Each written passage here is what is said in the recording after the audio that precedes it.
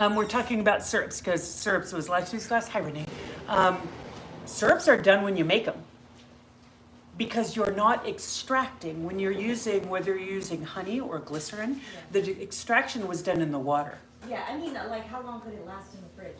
Oh, no idea. Depends. So rhodiola is not a nutritive. Remember, this is one of the aspects that affects the shelf life is the nutritive quality of the herbs, right? So if you have something like oats or marshmallow or dandelion, burdock, something starchy or something really mineral rich, you're making more of a petri dish kind of thing. And so it's nourishing to us and it's also going to be nourishing to other organisms, right? If you're making something with rhodiola, so they're thinking of making a rhodiola syrup kind of similar to the syrup that we made last week.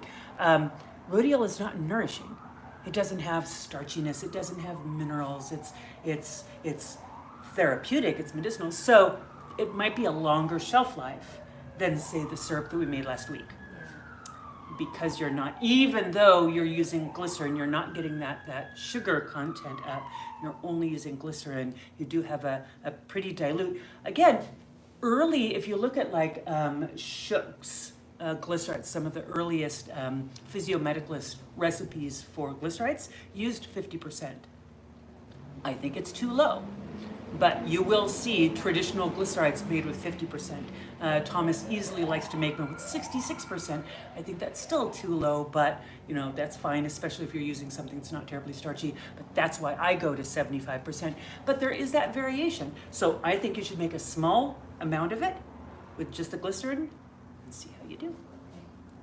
At worst, you'll like have to drink it up quickly so you can bring it to class and everyone will like help you to drink it up. Perfect. Okay. And then there you go. Okay. Hi, Teresa. Hi, Marissa. Thanks for waiting while we were doing that. All right. So we have a recipe for you today that is a multi-step process. And this is herbal, but it's herbal. It's herb adjacent in some ways. So we're going to be working with magnesium chloride. So these are magnesium chloride crystals, pure magnesium chloride. And magnesium chloride in a water dilution, in a water base, is used to make, what, do you know what that is when you have magnesium chloride diluted in water? Is it a saline? Oh, a Pepto-Bismol-like thing? No, yes, Or Alka-Seltzer? No, yes, it would be a laxative. Totally would be a laxative. We're not making a laxative today, but you are correct. It would be a laxative for that magnesium. No, that's how you make magnesium oil.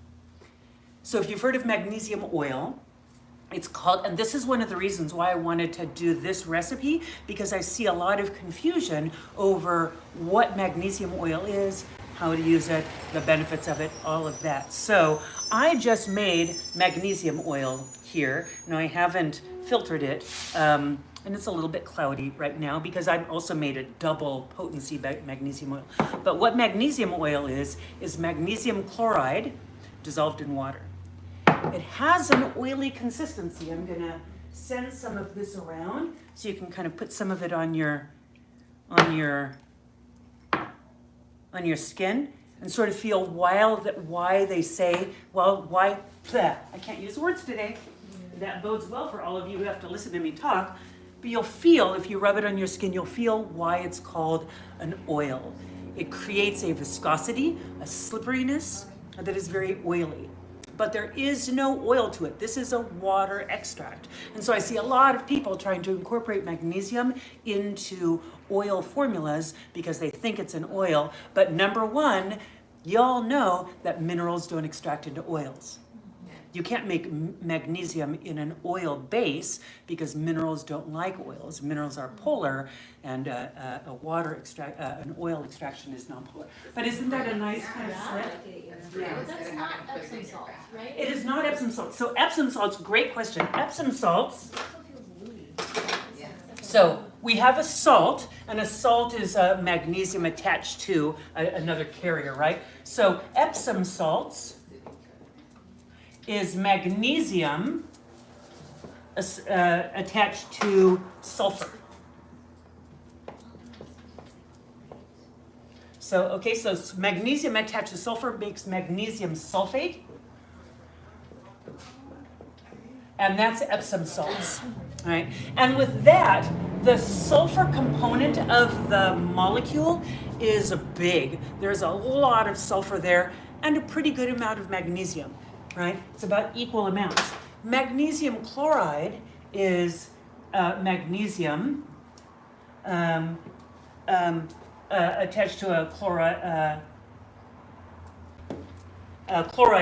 ion, chlorine, right?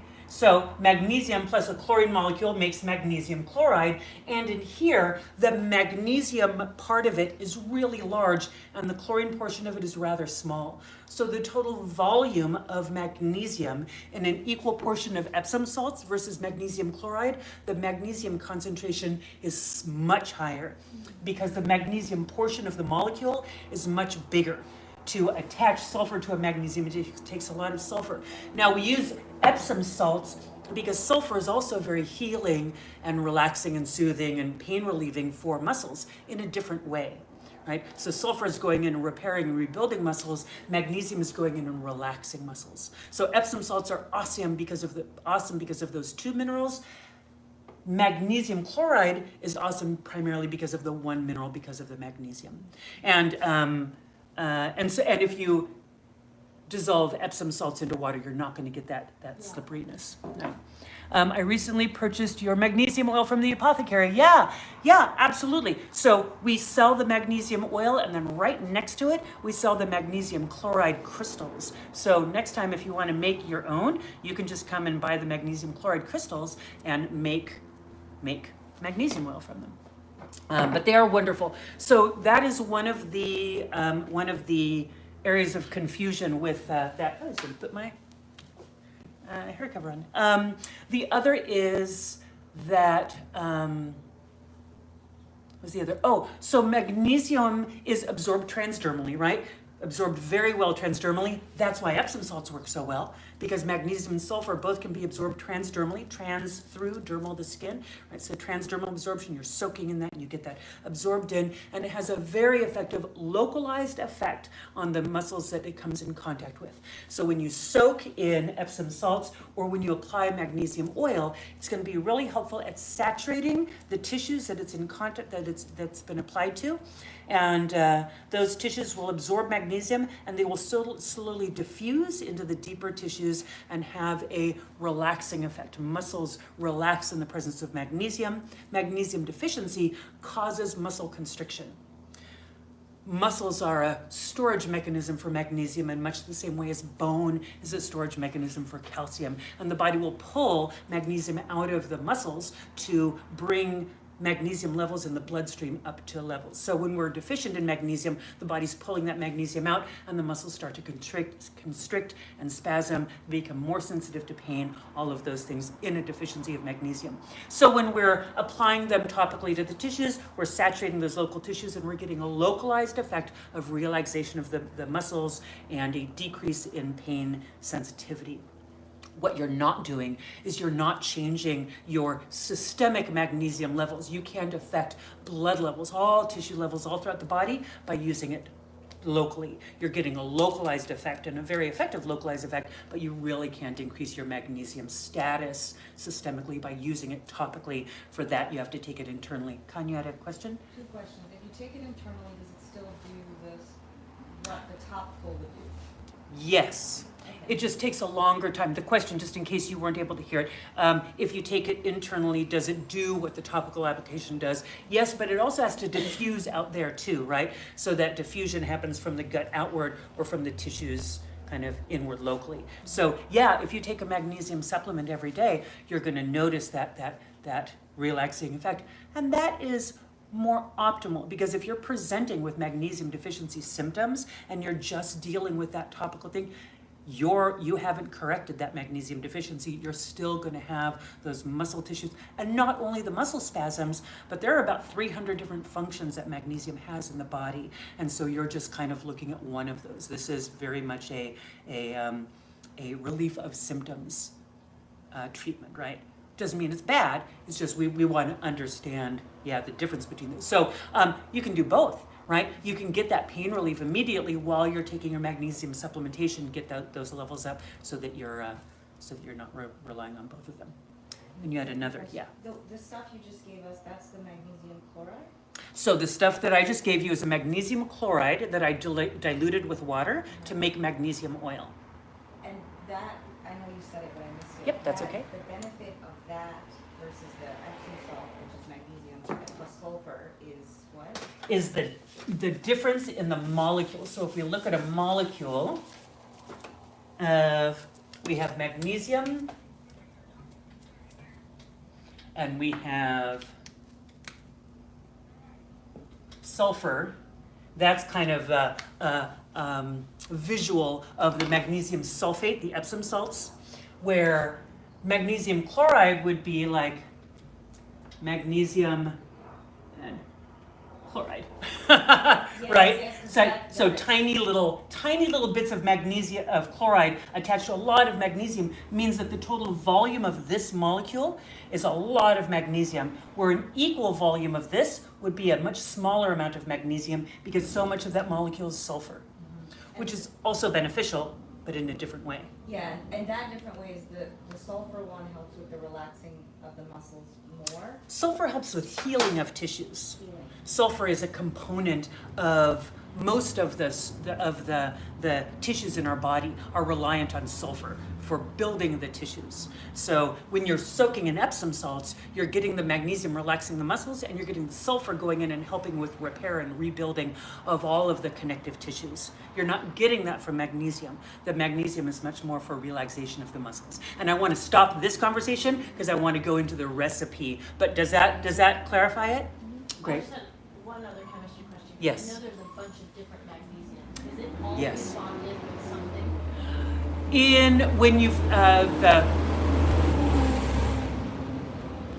When you're working with magnesium that is in an extracted form, it's always going to be bound to something, because magnesium by itself is not stable, so it has to be attached to something. So the most basic form of magnesium that you're likely to see is magnesium oxide, which is magnesium bound to oxygen, right? That's milk of magnesia. That's a laxative. It's a very poorly absorbed form of magnesium, but it's a stable form of magnesium. Then you can take that oxygen molecule and you can attach different acids to it to make an ionized form of magnesium, adding an amino acid as glycine, or a citric acid to make magnesium citrate. You can attach orotic acid to make magnesium orotate. You can attach all sorts of different ions to it to make a really highly absorbable form of magnesium, and that's where we're getting into internal magnesium supplementation and the different benefits of where the different types of magnesium go in the body, right? But if we're looking at, say, oat straw as a magnesium source, right, to make it herbal, because we're herbalists here, if we're looking at oat straw as a magnesium source, or nettles, oat straw is one of the richest sources of magnesium, we're not looking at a specific form there, because the form is oat straw. A whole bunch of things. Right, yes, it's in a food complex form. So we only talk about the forms of magnesium when we've extracted them and made them into a different form. Oh, Yeah? so that's what I was going to ask. Is that man-made, or Yes. is it naturally occurring? It's naturally occurring, but this is likely man-made. Okay. Yeah. All right. Can you combine both Epsom salt and magnesium? So you could. For this, we want that kind of oily consistency. We're going to be making a magnesium lotion, and so we're using so two things. We're using the kind of oily quality for the lotion. The other thing is that we can use the magnesium chloride topically because of this high concentration. We're getting a pretty good amount of we're getting a pretty good amount of magnesium there. if we were to substitute Epsom salt or use both, the total volume of sulfur in that would be pretty small. You need a pretty significant amount of sulfur to have that healing effect. And that's why when we take an Epsom salt bath, we're using like handfuls, right? We're using like at least a cup up to 2 cups of Epsom salts in a bath. To get a significant amount of sulfur into a lotion that you're just putting a little bit on, I don't think the value would be there. You probably could. You totally could. Absolutely, you could do it. And maybe it would be beneficial, and I think that would be interesting to try. Nahali, that was your, oh no, Nahali, oh yeah, Nahali. So you could try it, but I don't think that you would have a therapeutic amount of sulfur there, right? A therapeutic amount of sulfur, if you did want to increase the sulfur, you could, this would be the way to make a therapeutic amount of sulfur. It would be a combination of magnesium chloride. You don't need the Epsom salts necessarily because the magnesium part of it is covered, right? You just want the sulfur. So you could use MSM powder.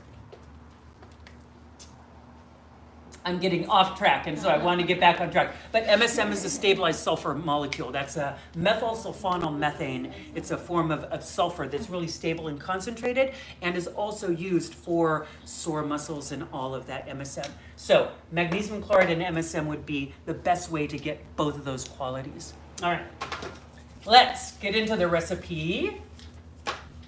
So I made a magnesium chloride solution. This is a double strength. So generally, if you want to, Nahali, if you want to make a magnesium lotion, the standard magnesium oil is equal parts by measure of the magnesium chloride crystals and water. So you bring your water to a boil, boiling water, equal parts, 1-to-1 ratio of the magnesium chloride and water, mix them together, they dissolve, and that's how you make magnesium oil. It's one of the easiest things to make. You're not extracting anything, you're just dissolving those. I want to point out to you, I don't know if you're sort of able to see this. Magnesium crystals are very, very hygroscopic. They absorb moisture from the atmosphere. And this one you can see is starting to get a little bit sticky. If you leave this out for a couple of days, this would fill with water. This would actually be a liquid in here because of the amount of water that it draws from the air, especially since we've had. It could be as a. Did you say distilled water? Distilled water. Always distilled water. To mix with it. It wouldn't be as good as like glycerin as a humectant for drying moisture, but yeah, it's drying moisture to itself, yes. Yeah, super easy, especially Nahali, yeah. But it's super easy, but also some people want to buy magnesium oil, so I have both of them. All right, so we have this, we made this in a 2-to-1, so instead of a 1-to-1 ratio, we used 2-to-1 ratio. So for this, I used 2 parts of magnesium chloride and 1 part water because I wanted to concentrate this even more because we're going to be adding in other ingredients which are going to dilute it, right? And so we wanted to start with a very high concentration there. So that's our magnesium. We also are going to use an oil because what we're making is an emulsion, a combination of oil and water, right? So that's our water portion. It's called magnesium oil. It counts as our water portion in a lotion because it's not a true oil. Our true oil we're going to use comfrey oil. Comfrey is used quite often for sore muscles, ligaments, tendons. It's really wonderful. So you can use plain oil in here, but anytime you're using an ingredient, if you can infuse that ingredient with herbs, why would you not, right? So we're going to use comfrey oil for a carrier oil, magnesium oil. So then we're going to have distilled water. I'll write the recipe on here so you have the recipe in just a moment, but I'm getting all the ingredients. Then we want a water portion. You could use distilled water. I'm going to use aloe vera gel or aloe vera juice for this. So that's going to be, you could use a hydrosol, distilled water, any kind of, you could use a tea here. You could make a decoction and add that in here. I'm going to use aloe, and the reason I'm going to use aloe is because some people find that when they apply magnesium oil to their skin, they get some itching. that the salinity of it is so great that it just makes a little bit of annoyance. And aloe can be really good at helping to decrease the itchiness of magnesium products. So if you put magnesium oil on your skin and you find it's getting just a little bit itchy and irritable, number one, you can just put some aloe on that and that'll decrease it. Number two, when you're applying magnesium to your skin, you are saturating the upper level of tissue, and then it's dispersing, like we talked about. That saturation happens within about 20 minutes. And after 20 minutes, there is no further benefit because you've saturated all the tissues that can be saturated. Now it needs to move down. So if you do find that it's really itchy, if you can leave it on for 20 minutes and then go rinse it off, you're going to get the most of the benefit from it, and you don't have to like sit there with it. But usually if you put aloe on there, that's going to decrease it too. Yes? Here, you mentioned, what kind of oil you use? Olive oil. Yes. And then we're going to add a tincture in. So we're going to use a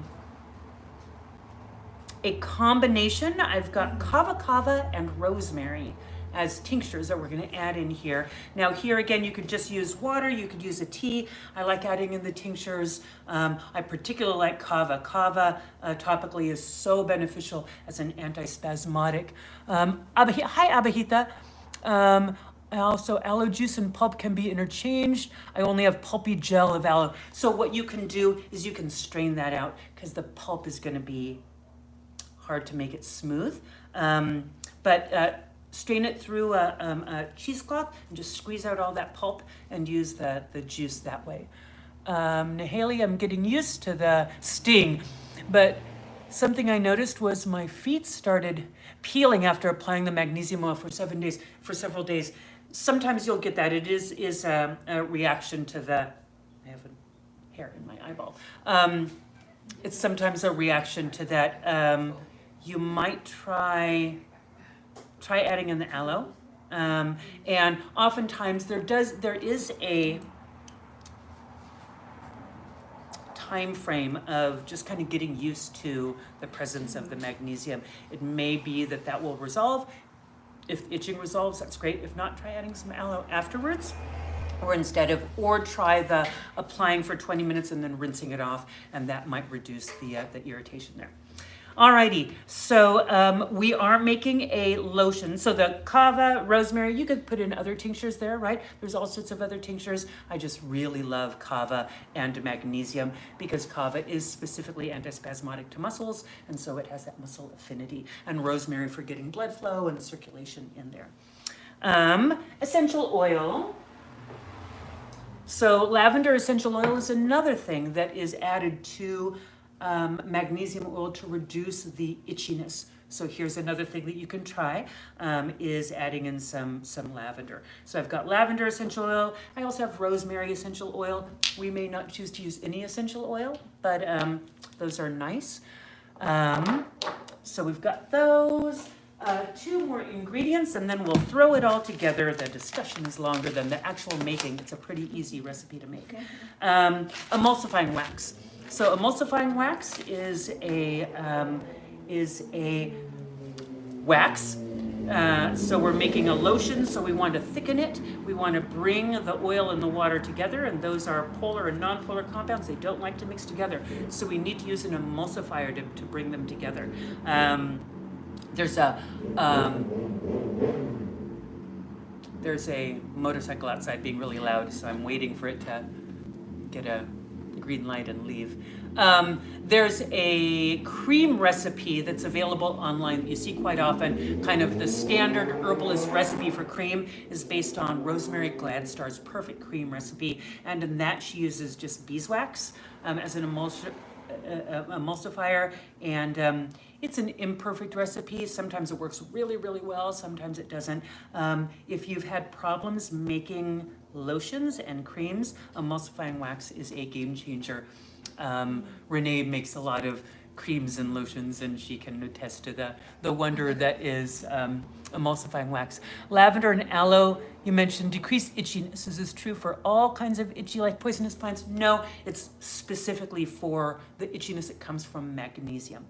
I mean, they might help with that. So there's a number of different types of itchy that come from poisonous plants. But also, yeah, why not? I would try them. Okay, so here's our recipe. So this is our magnesium lotion recipe. To make about 4 ounces of this, we're going to make a small amount because we're a small group. We're going to use 30 mils.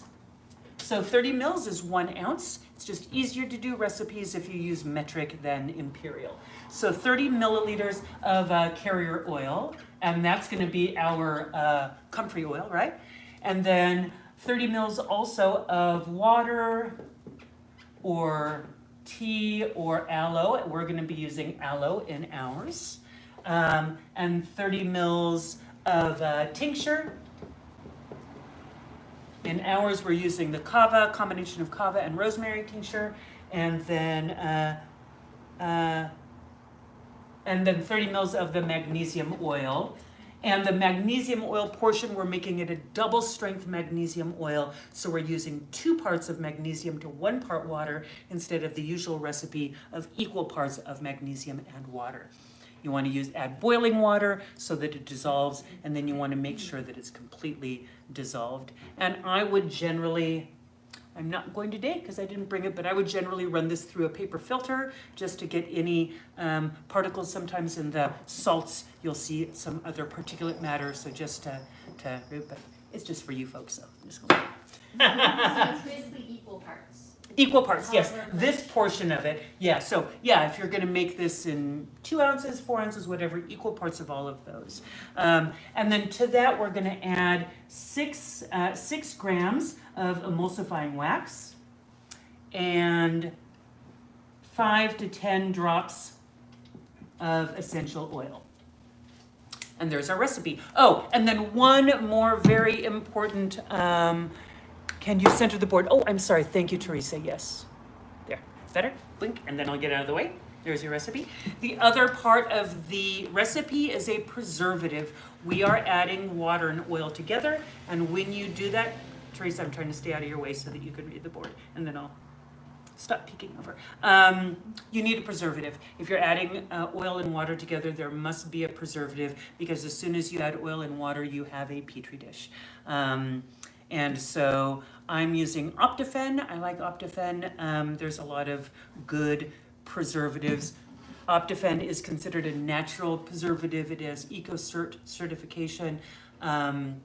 There's a lot of different preservatives. It's outside the scope of this class to really go into all of the preservatives that are available. There are some natural ones. Most natural preservatives have to be combined to get a full spectrum preservative effect. So if you're using just the radish root ferment, that's really good for a specific type of pathogen, of mold or bacteria. I don't remember which is beneficial for which. If you're using an acidophilus-based one, it's going to be for a different type of organism. So what you want is a full spectrum preservative, and for that, generally with the truly natural ones, you have to combine them. This is called natural. It's sort of in that gray area of natural, but it's safe and effective, and it's a heck of a lot better than having a product that has all sorts of, billions of microorganisms that you're smearing all over your skin. We don't want that. So a preservative is the way to go. And no, there is neither enough essential oil in here or alcohol. Even though we're using a tincture, there's not enough of alcohol to be a preservative and not enough essential oil to be a preservative. All right. So we are going to take our carrier oil. We're going to do 30 mils of our carrier oil.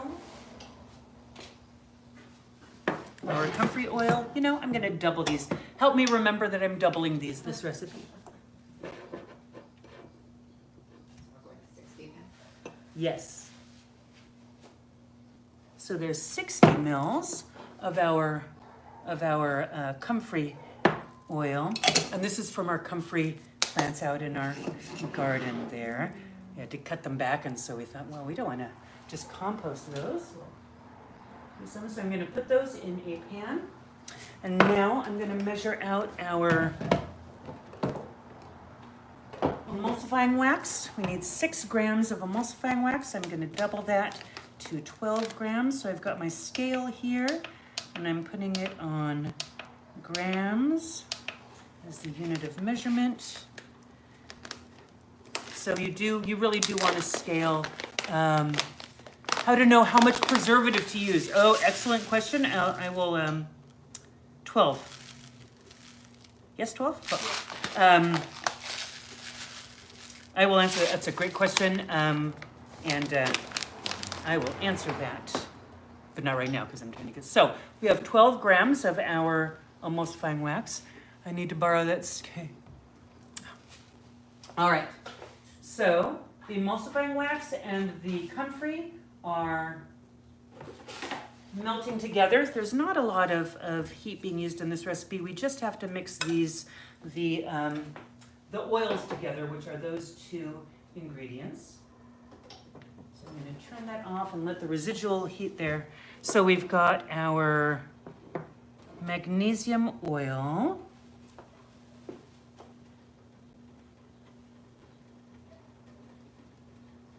I actually made almost a perfect amount of magnesium oil just in that standard. So there's our 60 mils of magnesium oil, 60 mils of aloe. I'm going to add to our magnesium oil because this will be all of our water-soluble ingredients, including our tincture.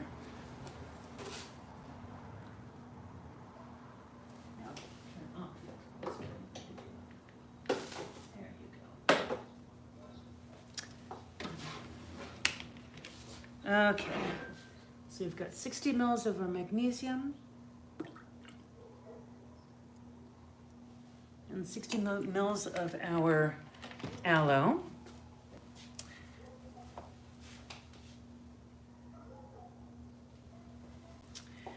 And then we'll do 60 mils of rosemary and kava tinctures. Should be about perfect.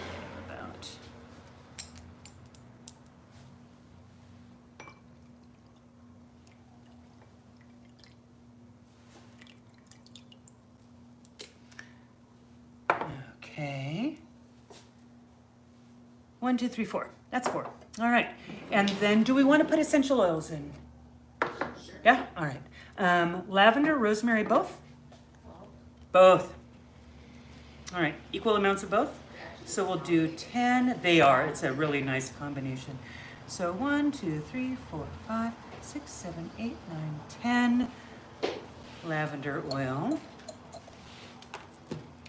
And then I'm going to answer your question about the preservative. And 10. 1, 2, 3, 4, 5, 6, 7, 8, 9, 10 rosemary oil. All right, so this is all of our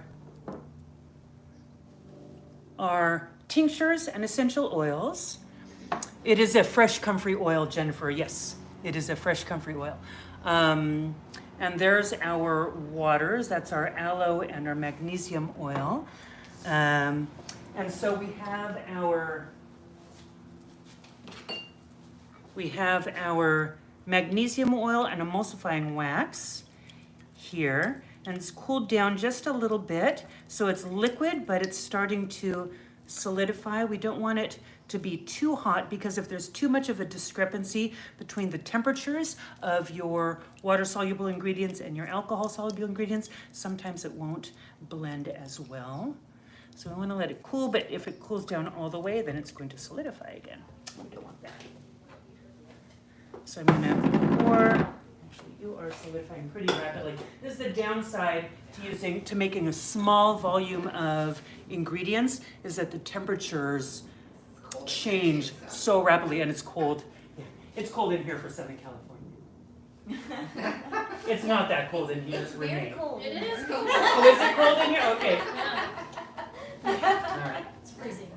I am really bad when I'm teaching. I don't even pay attention to temperatures. So, yeah.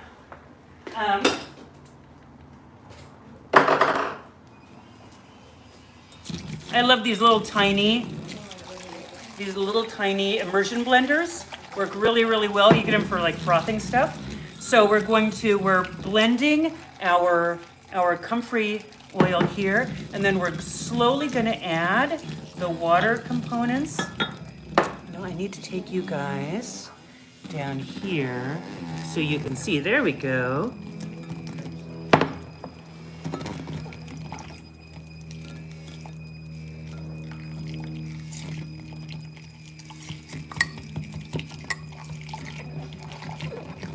So you're going to add in the oil. Yeah, that was a little bit slow. Sorry, I'm trying to talk and blend at the same time.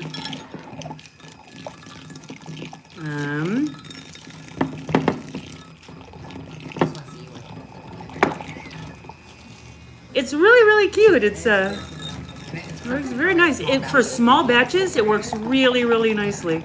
Yeah. I'll show you in just a moment when I finish this. So we're blending in. We blended in the water portions. That was the magnesium and the aloe. And now we're adding in the tinctures and oils.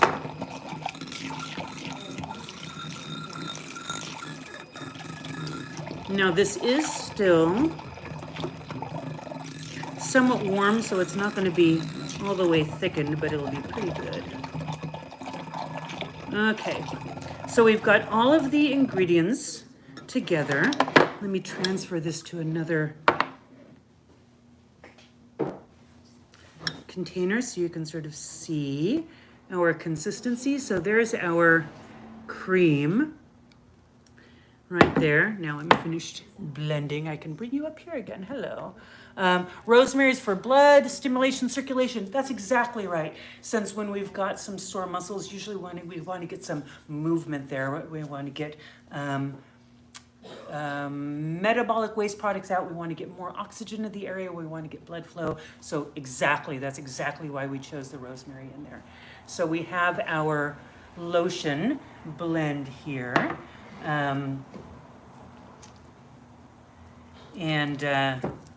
Now what we need to do, Teresa, this goes back to answer your question. So we have our recipe, and now we need to add our preservatives. Preservatives generally go in at the very end so that they're not damaged by any changes. Here's the thing about preservatives, they all have different concentrations. So whenever you buy a preservative, you're going to see on the label, it's going to have recommended usage concentrations. And I generally will put those in large letters right up here. Anything that's important on the label, because it's generally tiny type, I'm going to write big in Sharpie down at the bottom so that I can easily see that, and not every time I'm grabbing the bottle, I'm looking for what is the percentage that I'm using in this recipe. So this one, any from 0.5% to 1.5%, 0.5 to 1.5% of the total volume of your recipe is what you're going to use the preservative with. How do you choose if it's a low or high? Again, looking at the ingredients in the recipe, if you have something that's more starchy, more prone to bacterial growth, more of a petri dish, you're going to use a higher concentration of the preservative. If you have something that's safe, you can go with a lower concentration. We can go with the lower concentration because we are using something. So here's an area of discussion. There are some people who make magnesium creams and lotions, emulsions, who don't think that you should need to use any preservative because of the salinity, it's not saline, but the high mineral concentration of magnesium oil will inhibit bacterial growth on its own. And I think that's a risk that I am not willing to take if I'm making products, particularly if I'm making products for other people, right? If I'm making it just for myself, I don't care that much. But if I'm making it for you, I don't want to, again, have any kind of bacterial overgrowth in a product that you're going to be rubbing all over your skin. So I like using a preservative anyway. Do you take into account the essential oils that you put into it as well? No, because there's not enough. I said, oh, in terms of volume, Yeah. it's such a minimal amount of the volume, I don't. But I am going to look, and I see that I've got 100 and about 150 milliliters total of liquid here. Almost 200, maybe about 180, say 180 milliliters volume. And so if we're doing a half of a percent, then that would be 1.8 milliliters, would be about 1 milliliter, okay? And so I'm gonna take a pipette and measure out 1 milliliter of the preservative. And so you can see it's a pretty small amount. Most preservatives are pretty small. I have a question. Hold on just a moment. Let me just finish because I see there's also a question on there and there. Okay. So can you speak of choosing and buying a preservative? Abahita, you may have come in a little bit late. I discussed it a little bit earlier. There are a lot of preservatives that are on the market. So I squeezed my 1 milliliter of preservative in here, and now I can just stir it in. Hold on, I will answer that. One of the things that you do want to also look for in a preservative, other than the concentration, is that preservatives will work within specific ranges of temperature and pH. So those are also what you want to look at in the on the label. So you'll often see that this preservative will stay stable, it'll stay effective under a pH of 5, right? So you have to make kind of a low pH acidic formula for that one to be stable. One of the reasons why I like Optifem is there is no pH restriction. So it doesn't matter. I mean, eventually if you get way over on the sides, where you would not be likely to make a skincare formula anyway, it's not going to be stable. But in most variations in pH, this one is going to be fine.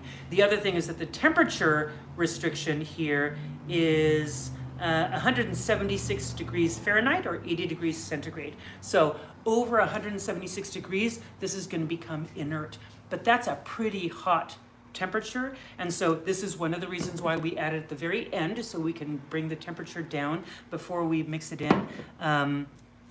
Some of them are down to like 140 degrees, and if you lived, say, in Arizona and you had your lotion that you were keeping in your car could get hotter than 140 degrees in Arizona, and that would neutralize your preservative, and now it's no longer working, and you're thinking that you've made a shelf-stable product, and it's not. So that's one of the considerations that you want to look for in your preservative. So this one, again, is Optifem.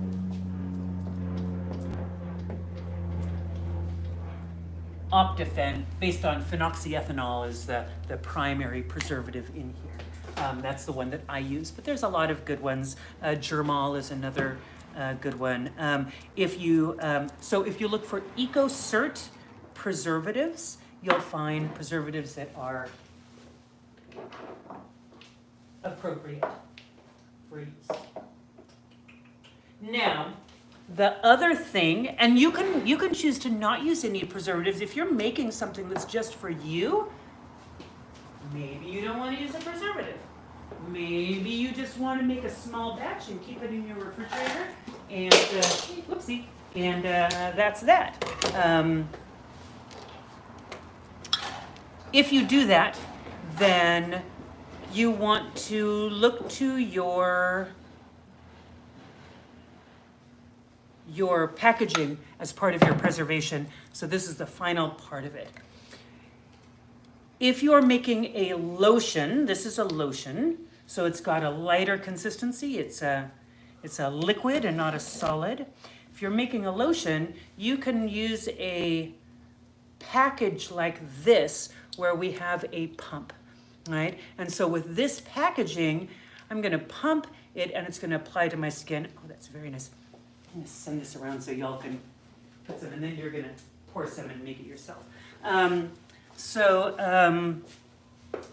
one so you can see. So with this pump system, I can disperse that, right? And it's going on my skin, but I'm not opening up the container to pour it out. Anytime you're opening up a container, you are allowing for stuff to get in there. You're allowing for pathogens, bacteria, other stuff to get in there.